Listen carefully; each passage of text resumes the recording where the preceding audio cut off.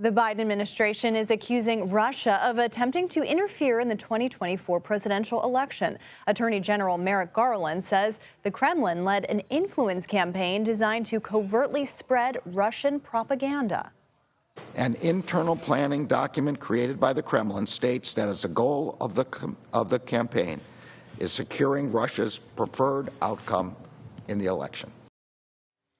And Scott MacFarlane joins us now from the Justice Department. Scott, good to see you. Let's talk about these actions that the DOJ is talking about. What did they say has been disrupting this operation?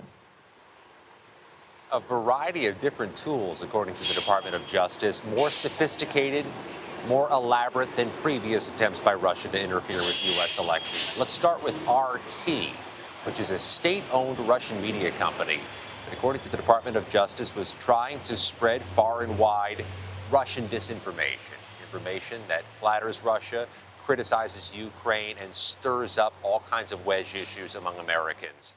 They're also alleging here that, unlike past times, they were utilizing social media influencers in the United States to perpetrate some of this propaganda, deceiving the social media influencers to push this information out to millions of followers. They're also alleging that these Russian officials used false information, misinformation, but tried to falsely label it as coming from the Washington Post or Fox News to give it some brand credibility to help it resonate further and wider with would-be voters. But they're also seizing 32 internet domains. In fact, they did so this afternoon.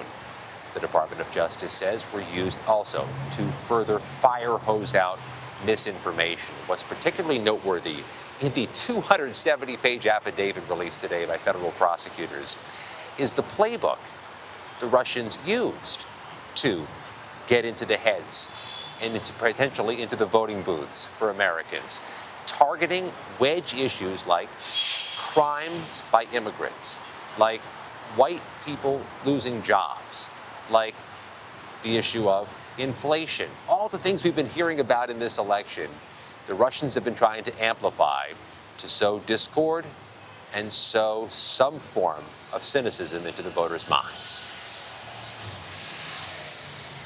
Hear kind of the details there. I know Garland also spoke about the spike in threats to election workers. What more are we learning about that? Yeah, there's an election security task force the Department of Justice operates. It has the Attorney General, it has the FBI Director, it has other high-ranking officials.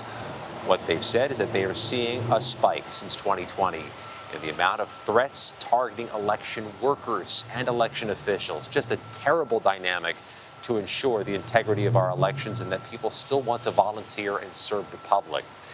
They have charged some of these cases recently. Some of them have been relatively high profile, but they're anticipating more as we get closer and closer to November 5th. The Department of Justice is trying to articulate this as a priority, potentially as a deterrent to stop this type of targeting, but also to make clear that there will be prosecutions for those responsible. And election workers, just most of them volunteers and wanting to make elections run smoothly. I want to switch gears a little bit because tomorrow there's going to be a key hearing in that 2020 election interference case against former President Trump. I know you'll be covering it. What should we expect?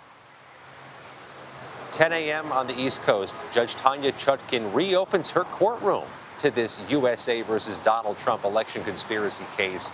The case was frozen, you'll recall, more than half a year ago as all those appeals went through the federal court system and ultimately to the Supreme Court over the issue of presidential immunity. The Supreme Court ruled on July 1st, giving Trump some version of immunity.